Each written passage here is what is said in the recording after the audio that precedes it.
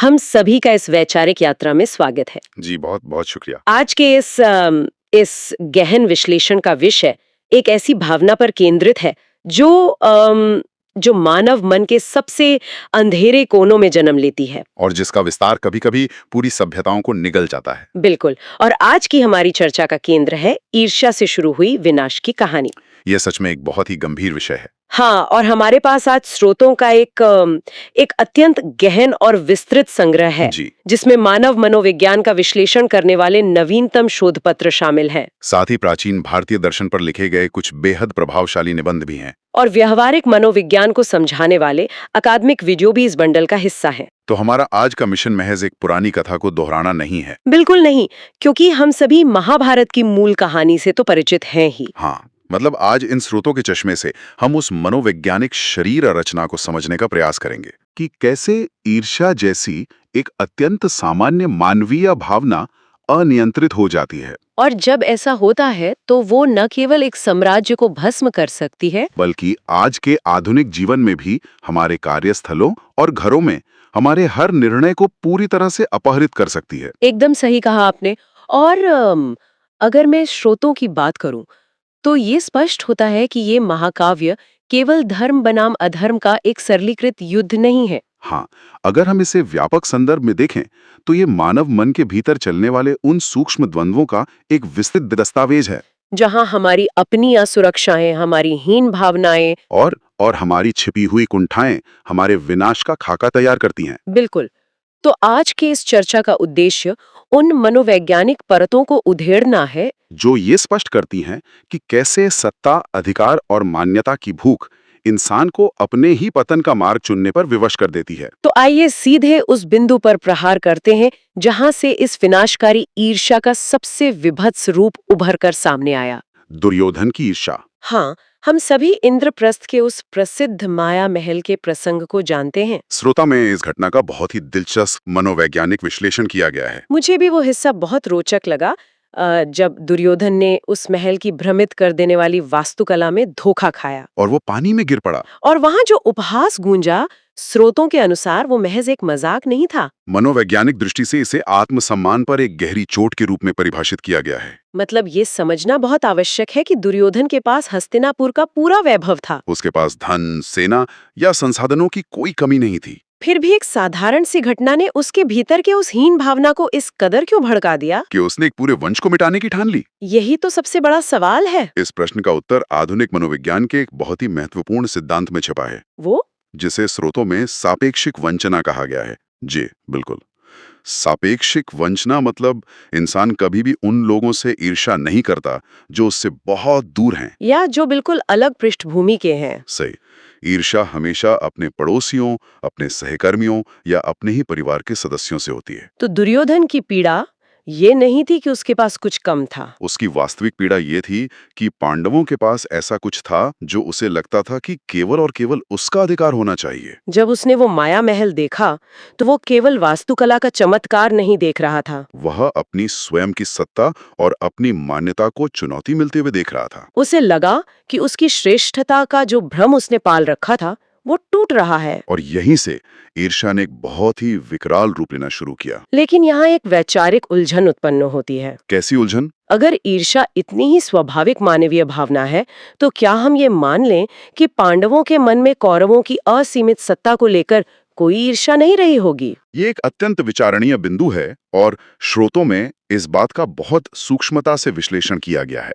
क्योंकि महत्वाकांक्षा या अपने अधिकारों के लिए संघर्ष करना तो उनमें भी था। बिल्कुल, अन्याय के खिलाफ क्रोधित होना, ये सभी भावनाएं पांडवों में मौजूद थीं। तो फिर दुर्योधन की भावना कैसे अलग थी? दुर्योधन की भावना एक पैथोलॉजिकल या रोगग्रस्त ईर्ष्या थी। रोगग्रस्त ईर्ष्या? हाँ, साधारण ईर्ष्या में इंसान दूसरे के स्तर तक पहुंचना चाहता है, वो खुद को बेहतर बनाने की कोशिश करता है। लेकिन दुर्योधन की विनाशकारी ईर्ष्या का लक्ष्य केवल खुद आगे बढ़ना नहीं था, बल्कि उसका अंतिम लक्ष्य पांडवों का पूर्ण रूप से अस्तित्व ही मिटा देना था। सही कहा। वह उस शून्य योग मानसिकता में जी रहा था, जहां उसे लगता था कि जब तक पांडव धरती पर मौजूद हैं, तब तक उसकी अपनी पहचान अधूरी है और उसकी सत्ता भी अधूरी है। इसी विकृत मानसिकता ने उस ईर्ष्या को एक व्यक्तिगत कुंठा से निकालकर एक हथियार में बदल दिया। और यहीं से कहानी द्यूत क्रीड़ा यानी पासे के खेल की ओर मुड़ती है। चलिए इसे थोड़ा विस्तार से समझते हैं क्योंकि पासे के खेल का जो मनोवैज्ञानिक विश्लेषण स्रोतों में है वो वाकई आंखें खोल देने वाला है। हम अक्सर युधिष्ठिर को धर्मराज के रूप में देखते हैं, जो हर नियम का पालन करते थे। लेकिन शकुनी और दुर्योधन ने ठीक उसी धर्म को युधिष्ठिर के खिलाफ एक जाल में बदल दिया। क्योंकि शकुनी जानता था कि रणभूमि में पांडवों को हराना असंभव है। इसलिए उसने युधिष्ठिर के मन की उस कमजोरी को पकड़ा जिसे क्षत्रिय धर्म की आड़ में छिपाया गया था। चुनौती को कभी न नकारने की जिद। क्या हम इसे एक अत्यधिक ज्ञानी व्यक्ति की मनोवैज्ञानिक अंधी खाई कह सकते हैं? निश्चित रूप से दार्शनिक निबंध इस घटना को बहुत ही अलग नजरिए से देखते हैं। मतलब युधिष्ठिर का खेल में बैठना केवल एक क्षत्रिय होने की मजबूरी नहीं थी। यह उनके अपने आदर्शों, अपनी छवि और नियमों के प्रति उनकी कठोर आसक्ति का परिणाम था। वे एक ऐसी नियम पुस्तिका से बंधे थे जिसने उनकी तार्किक सोच को पंगु बना दिया था। दूसरी ओर शकुनी के वे पासे केवल हाथी दांत के टुकड़े नहीं थे। तो वे क्या थे? स्रोतों के अनुसार वे एक ऐसी भ्रष्ट व्यवस्था के प्रतीक थे जहां कौशल, नैतिकता और सच्चाई का कोई मोल नहीं रह जाता। जब व्यवस्था में बैठे लोग छल का सहारा लेते हैं तो वे सामने वाले की नैतिकता का ही इस्तेमाल उसे हराने के लिए करते हैं। यह विश्लेषण इस बात को बहुत स्पष्ट करता है कि कैसे महान नैतिक सिद्धांतों का अंधा अनुकरण भी विनाश का कारण बन सकता है। बिल्कुल, और जैसे जैसे खेल आगे बढ़ा, दांव की सीमाएं टूटती गईं। धन, साम्राज्य, भाई और अंततः स्वयं को हारने के बाद युधिष्ठिर ने द्रौपदी को दांव पर लगा दिया, जो कि इस पूरे महाकाव्य का सबसे अंधकारमय क्षण था। एक श्रोता के रूप में स्रोतों के इस हिस्से को पढ़ते हुए ये सवाल मन में बार बार उठता है कि क्या ये उस समाज के चरम नैतिक पतन का क्षण नहीं था? बिल्कुल। जब एक इंसान खुद अपनी स्वतंत्रता खो चुका है तो वो किसी और इंसान को संपत्ति की तरह कैसे दांव पर लगा सकता है? और यही वो मूल प्रश्न है जिसने उस पूरी राजसभा की नींव को हिलाकर रख दिया था। अब यहाँ बात वाकई बहुत दिलचस्प हो जाती है, क्योंकि द्रौपदी कोई दया की भीख नहीं मांग रही थी। स्रोतों में द्रौपदी द्वारा उठाए गए इस न्याय शास्त्रीय और नैतिक प्रश्न को बहुत गहराई से विश्लेषित किया गया है। वो उस समय के सबसे बड़े विद्वानों और कानूनविदों को उनके ही बनाए कानूनों के आईने में उनकी असलियत दिखा रही थी। उसका सीधा सा प्रश्न था कि जो व्यक्ति स्वयं दास बन चुका है, क्या उसे अपनी पत्नी को दांव पर लगाने का कोई भी अधिकार शेष रह जाता है? ये केवल एक कानूनी तकनीकी बहस नहीं थी। ये उस पुरुषत्वात्मक और सत्ता के नशे में चूर समाज के चेहरे पर एक जोरदार तमाचा था। लेकिन इस प्रसंग में जो बात सबसे ज्यादा विचलित करने वाली है वो दुशासन का कृत्य उतना नहीं है, बल्कि वहां बैठे उन महान और शक्तिशाली लोगों की चुप्पी है। बिल्कुल। भीष्म, द्रोणाचार्य, कृपाचार्य और स्वयं धृतराष्ट्र। दार्शनिक स्रोत इस मौन पर बहुत जोर देते हैं। आखिर वे लोग जो पूरे आर्यावर्त के सबसे ज्ञानी और शक्तिशाली व्यक्ति माने जाते थे, वे एक स्पष्ट अन्याय के सामने मूकदर्शक क्यों बने रहे? क्या वे अपने ही बनाए गए सत्ता के ढांचे के इतने बड़े गुलाम हो चुके थे? मनोवैज्ञानिक स्रोतों ने इसे संस्थागत कायरता का नाम दिया है। और आधुनिक संदर्भ में इसे बाइस्टैंडर इफेक्ट से भी जोड़ा गया है। जब सत्ता के शीर्ष पर बैठे लोग अपनी संस्था के प्रति अपनी वफादारी को मानवाधिकारों से ऊपर रख देते हैं तो उनका नैतिक पतन निश्चित हो जाता है। भीष्म की प्रतिज्ञा या द्रोण का नमक का कर्ज, ये सभी उनके व्यक्तिगत दायित्व थे। लेकिन स्रोत ये स्पष्ट करते हैं कि जब आपके नियम आपको एक भयानक अन्याय को रोकने से रोकते हैं तो वो मौन भी उस अन्याय को करने वाले के पाप के बराबर ही हो जाता है। शक्तिशाली का मौन हमेशा शोषक का साथ देता है। और शायद यही वो क्षण था जिसने इस पूरी कहानी के समीकरण को हमेशा के लिए बदल दिया। द्रौपदी के चीरहरण के प्रयास के बाद ये विवाद जमीन या उत्तराधिकार का नहीं रह गया था। अन्याय के उस चाम बिंदु पर जहां सभी मानवीय कानून विफल हो गए थे, वहां जो आध्यात्मिक हस्तक्षेप हुआ उसने ये सिद्ध कर दिया कि जब इंसान के रचे गए ढांचे न्याय देने में विफल हो जाते हैं तो एक उच्चतर नैतिक व्यवस्था अपना काम करती है। लेकिन उस एक घटना ने वापसी के सारे पुल जला दिए थे। अब ये एक ऐसा व्यक्तिगत प्रतिशोध बन चुका था जिसे किसी भी राजनीतिक कूटनीति से नहीं सुलझाया जा सकता था। और इसके बाद जो 12 वर्ष का वनवास और 1 वर्ष का अज्ञातवास हुआ, उसका विश्लेषण भी बहुत महत्वपूर्ण है। स्रोतों के अनुसार ये समय केवल एक दंड काटने की अवधि नहीं थी। तो फिर ये क्या था? ये एक मनोवैज्ञानिक और रणनीतिक इंक्यूबेशन पीरियड था। पांडवों ने इस समय का उपयोग अपने भीतर के आक्रोश को एक केंद्रित ऊर्जा में बदलने के लिए किया। उन्होंने अपने कौशल को निखारा और नए गठबंधन बनाए और उस अपरिहार्य महायुद्ध के लिए स्वयं को तैयार किया। लेकिन यहाँ जो बात सबसे हैरान करने वाली है वो युद्ध से ठीक पहले शांति का वो अंतिम प्रयास है। वनवास पूरा होने के बाद कूटनीति की हर संभव कोशिश की गई। भगवान कृष्ण स्वयं एक शांति दूत बनकर गए। और उन्होंने कौरवों के सामने एक ऐसा प्रस्ताव रखा जिसे कोई भी तार्किक व्यक्ति तुरंत स्वीकार कर लेता। केवल 5 गांव पांडवों को दे दें ताकि उनके क्षत्रिय सम्मान की रक्षा हो सके। तार्किक रूप से देखें तो ये दुर्योधन के लिए सबसे बड़ी जीत थी। फिर भी उसने सुई की नोक के बराबर जमीन देने से भी इनकार कर दिया। ये कैसा अंधापन था? यहीं पर वो विनाशकारी ईर्ष्या अपने सबसे विकराल रूप में सामने आती है। मनोवैज्ञानिक विश्लेषण बताता है कि एक ईर्ष्यालु शासक के लिए समस्या ये नहीं होती कि उसे क्या देना पड़ रहा है। समस्या ये होती है कि उसे सामने वाले के अस्तित्व को ही स्वीकार करना पड़ता है। दुर्योधन का अहंकार इतना बड़ा हो चुका था कि वो पांडवों के जीवित रहने के अधिकार को भी मान्यता देने को तैयार नहीं था। शांति के लिए झुकना उसे अपनी उस हीन भावना की याद दिलाता जिससे वो बचपन से भाग रहा था। यह दर्शाता है कि कैसे एक व्यक्ति की अनसुलझी मनोवैज्ञानिक गांठें पूरे समाज को युद्ध की आग में धकेल सकती हैं। और उस युद्ध की कीमत क्या थी? स्रोतों में दिए गए आंकड़े रूह कांपा देने वाले हैं। महाभारत के उस 18 दिन के युद्ध में अनुमानित 1.66 अरब लोगों की जान गई। ये संख्या महज एक आंकड़ा नहीं है।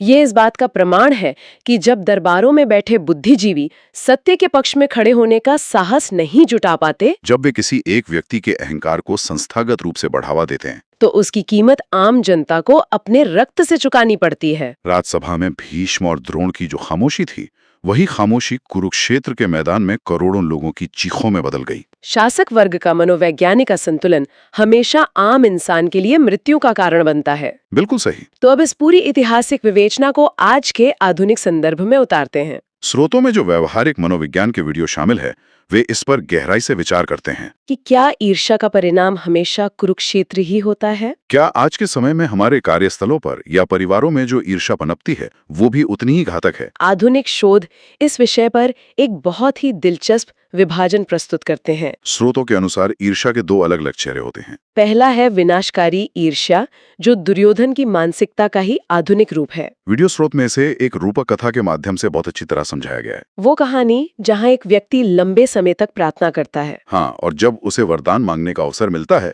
तो उसे बताया जाता है कि जो वो मांगेगा उसके पड़ोसी को उसका दुगना मिलेगा। वह व्यक्ति धन या स्वास्थ्य मांगने के बजाय यह वरदान मांगता है कि उसकी अपनी एक टांग काट दी जाए, ताकि उसके पड़ोसी की दोनों टांगे कट जाएं। यह कथा भले ही एक अतिशयोक्ति लगे, लेकिन ये मानव स्वभाव की उस भयानक सच्चाई को सामने लाती है कि लोग दूसरों का नुकसान देखने के लिए अपना सर्वनाश करवाने को भी तैयार रहते हैं। उस व्यक्ति को ये परवाह नहीं थी कि वो स्वयं अपाहिज हो जाएगा। उसे बस इस बात से शांति मिल रही थी कि उसका पड़ोसी पूरी तरह से पंगु हो जाएगा। ये मानसिकता आज भी हमें अपने चारों ओर देखने को मिलती है, जहां लोग खुद की तरक्की पर ध्यान देने के बजाय दूसरों की तरक्की के रास्ते बंद करने में अपनी पूरी ऊर्जा लगा देते हैं। लेकिन स्रोतों ने इसका एक दूसरा और ज्यादा सकारात्मक पहलू भी उजागर किया है। अगर ईर्ष्या इतनी ही गहरी भावना है तो क्या इसका उपयोग किसी निर्माण के लिए नहीं किया जा सकता? और यही ईर्ष्या का दूसरा रूप है, जिसे रचनात्मक ईर्ष्या या सकारात्मक प्रतिस्पर्धा कहा गया है। स्रोत में एक अत्यंत वास्तविक और प्रेरक उदाहरण दिया गया है। एक परिवार में एक युवा लड़की को हमेशा उसके भाई की तुलना में कम प्यार और कम संसाधन दिए गए। माता पिता का सारा ध्यान बेटे पर था। स्वाभाविक रूप से उस लड़की के मन में अपने भाई की सुविधाओं को लेकर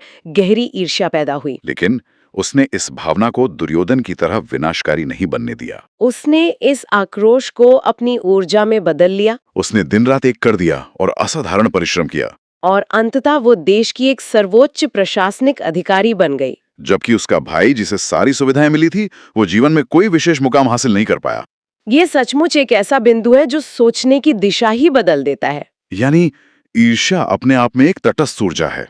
अगर हम महाभारत में वापस जाएं तो द्रोणाचार्य ने भी इसी सकारात्मक प्रतिस्पर्धा का उपयोग किया था। वे अक्सर कौरवों और पांडवों के बीच ईर्ष्या के तत्व को एक उत्प्रेरक की तरह इस्तेमाल करते थे, विशेष रूप से अर्जुन और एकलव्य या कर्ण के संदर्भ में, ताकि योद्धा अपने कौशल की चरम सीमा तक पहुंच सके। यही पूरे विश्लेषण का सबसे महत्वपूर्ण सबक है। ईर्ष्या की भावना को पूरी तरह से समाप्त करना शायद इंसान के लिए संभव नहीं है। जब हम दूसरों को वो हासिल करते हुए देखेंगे जो हम पाना चाहते हैं, तो मन में एक चुभन होगी। ये करता है कि हम विनाश की ओर बढ़ रहे हैं या विकास की ओर। अगर वो चुभन हमें खुद को बेहतर बनाने के लिए प्रेरित करती है, तो वही ईर्ष्या एक बहुत बड़ा वरदान साबित हो सकती है। इस वैचारिक यात्रा को समेटते हुए हम कह सकते हैं कि आज हमने केवल एक महाकाव्य के पन्ने नहीं पलटे हैं, बल्कि हमने मानव मन के उन अंधेरे कमरों में झांका है जहां हमारे निर्णय आकार लेते हैं। हमने समझा कि कैसे एक छोटी सी हीन भावना सत्ता के अहंकार से मिलकर लाखों लोगों का काल बन सकती है। हमने ये भी देखा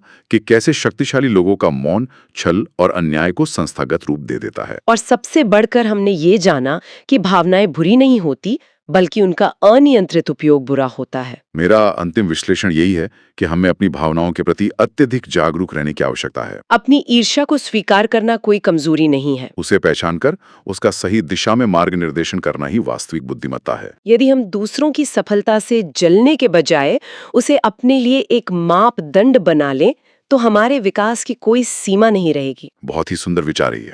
आज की ये चर्चा वाकई में हमारे सोचने के तरीके को चुनौती देने वाली रही है। बिल्कुल। लेकिन इस वैचारिक यात्रा को समाप्त करने से पहले स्रोतों से परे जाकर हम सुनने वालों के लिए एक ऐसा प्रश्न छोड़कर जाना चाहते हैं जो आपको गहराई से विचार करने पर विवश कर देगा। जी। आज के इस आधुनिक और सभ्य समाज में हम अक्सर मान लेते हैं कि नियमों का आंख बंद करके पालन करना ही सबसे बड़ी नैतिकता है। जो नियम पुस्तिका में लिखा है वही अंतिम सत्य है, ऐसा माना जाता है। लेकिन जरा एक पल के लिए कल्पना कीजिए, अगर युधिष्ठिर ने अपने समय के समाज द्वारा बनाए गए उन कठोर नियमों को, उस क्षत्रिय धर्म को ताक पर रख दिया होता। अगर उन्होंने समाज क्या कहेगा इसकी परवाह किए बिना अपनी अंतरात्मा की स्पष्ट आवाज सुनी होती और उस पासे के खेल में बैठने से ही साफ इनकार कर दिया होता, तो क्या महाभारत का वो भयंकर महाविनाश कभी होता? एक बहुत ही गहरा सवाल है।